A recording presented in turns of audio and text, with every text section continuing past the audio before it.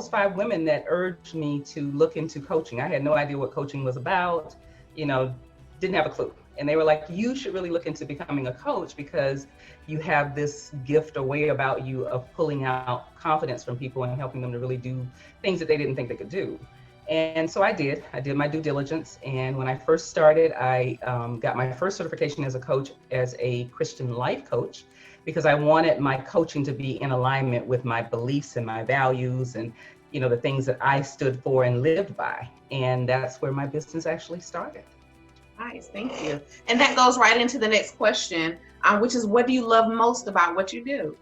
Oh, I love seeing women and men. I love seeing 3 guys here. Y'all just know we talking about y'all. All right. I love seeing people really come into their own and step into their purpose and their calling and their gift, whatever you label it. But I love seeing people, just take advantage of every opportunity that you have and create something that you are dreaming about and really succeed at that. A lot of times people don't believe that they can do certain things until they actually start to take the steps to do them.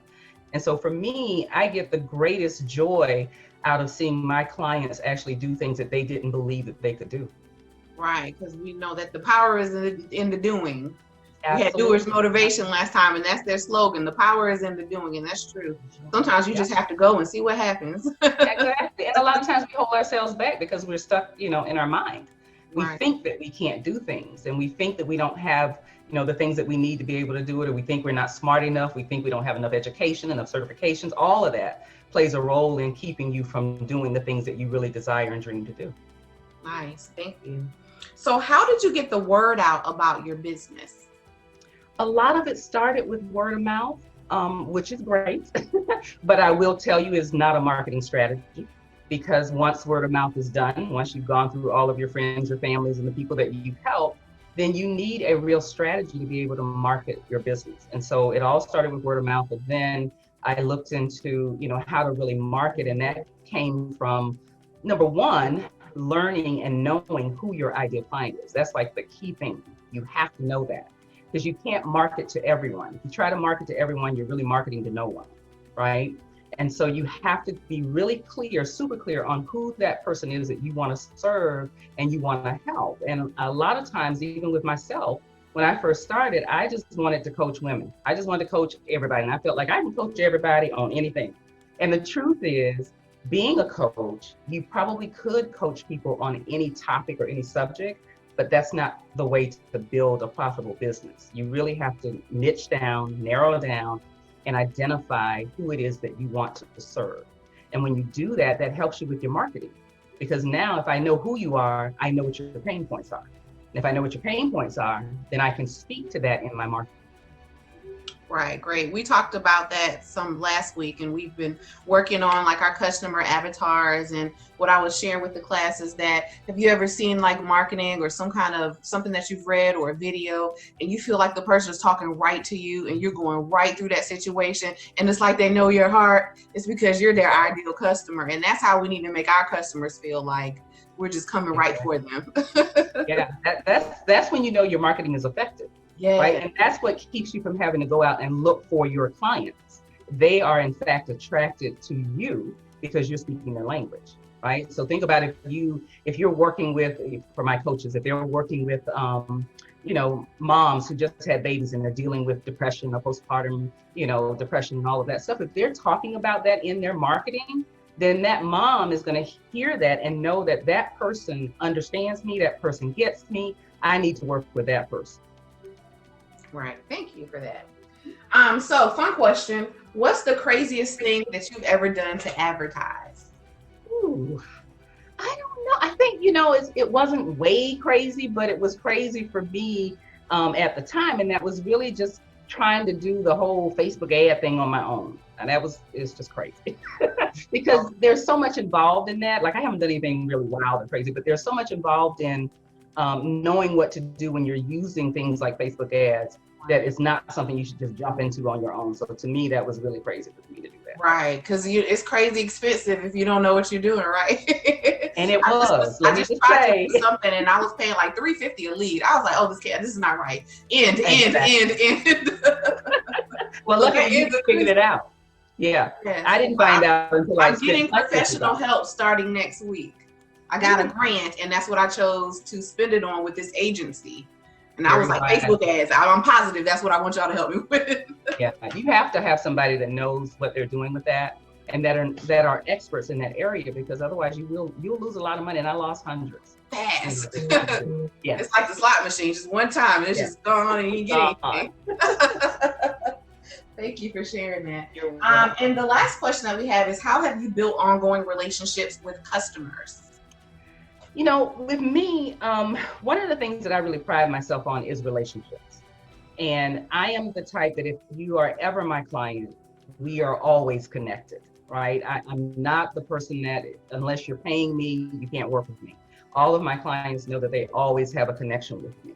I am also that person that loves to help and serve. And I believe that when you're in the role of serving clients, you should always be in that role, right? Whether they're paying you or not. Sometimes clients have paid me, 2-3 years down the road or years ago, and they may come back with a question. And so I don't have a problem answering those questions. I'm always in a position to serve.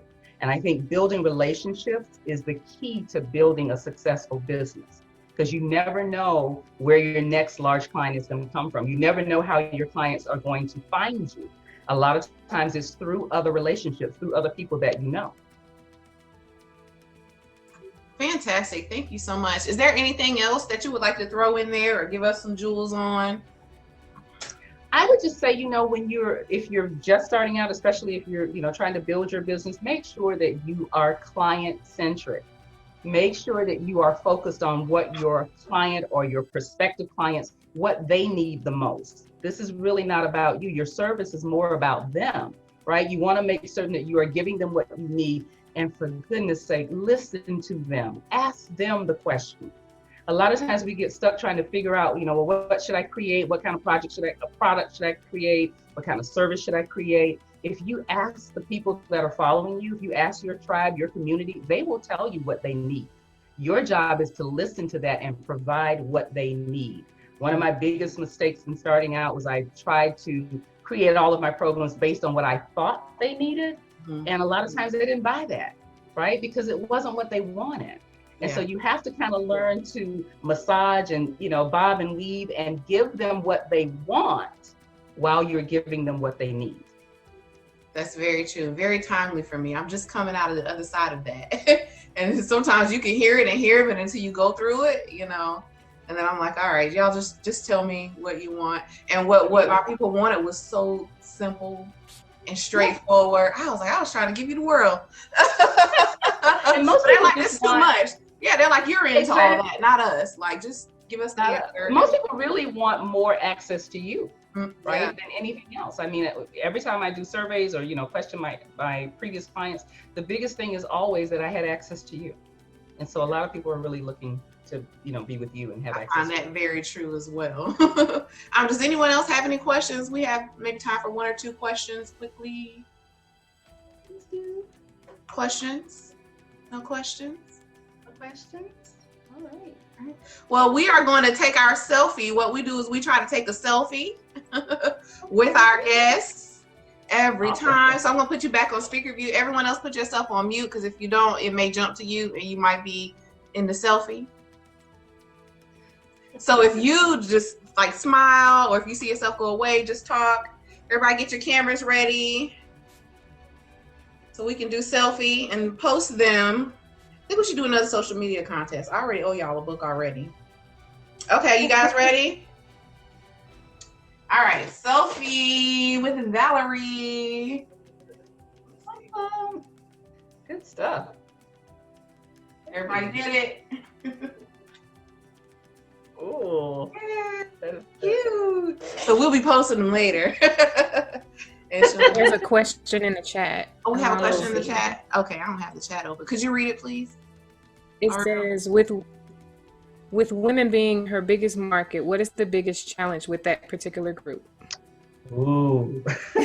That's juicy. That's a good question. Yeah, that's a juicy question. She specializes in women as well. Yeah. I have to say that the biggest challenge for women is getting out of your own way. Amen. Right? Men have that challenge too, but we have it more so because of our makeup. We're just naturally made up to be the nurturer, the person that carries the emotions. And we put a lot of that into our business, where with men, it's typically black or white. We either gonna do it or we not, right? It's either going to be something that is cost effective or it's not. Women, we tend to hold on to, a lot of things and a lot of emotions, and that's all about mindset. I do a lot of teaching with my clients on mindset, because that one thing can keep you stuck and hold you back in success in your business. And so with women, we do tend to hang on to stuff too long, the wrong stuff, right? And I can just say, even for myself, it took me years to start hiring help and building a team in my business, because I always thought of this as being my baby. This is my baby. Nobody can do it like me. Nobody can do it right. Only I can do it right. Well, I can't grow if I'm not allowing someone else to help me. And so that's what really got me out of that whole mindset of I have to do everything myself. But we as women, we tend to hold our business in a place of, like a baby, and we're nurturing it and we're caring for it. But in order for it to grow, we have to come out of that mindset. And I think that's the biggest challenge with women. It really is. Great. That's a good question. It was. Yeah, she said thank you. Yeah. So Tanea does like self-defense and gun training and safety predominantly with women. She specializes in that. So Oh, that's awesome. and that's not usually like a woman-led business. So I can see, kind of what the challenge is and the things that you don't know that you don't know. Exactly. Awesome. Exactly. Somebody said they listened to Les Brown this morning. Yeah, he's my favorite. Oh yeah, yeah. Yeah. Oh, that was Tanisha. Yeah, Tanisha. Yeah. And he's, motivation's a big part. Mm-hmm. So you want to make sure motivation and inspiration, you want to make sure that you're always feeding your mind the right things. Yeah. And it's good to start with that every morning. Every day. This is what someone told me. That motivation, we kind of do it here and there when we feel like we need it, but they say motivation is like taking a shower. It wears off. You got to do it every day because it wears off. You got to take a shower every day because it wears off. You got to motivate yourself every day because it wears off. And that hit different when you say that. Yeah. I mean, that's my normal morning routine. Yeah. Is I have to have something that I'm feeding my mind. It has to be something that's motivational, inspirational, that I'm feeding my mind, because this whole entrepreneurship journey is not easy. It's not. And you need to make sure that you are feeding yourself the right thoughts and the right mindset to keep you moving forward, because passion is not enough, right? You have to make certain that your mind is in the right place to be able to move forward and build the success that you're looking for.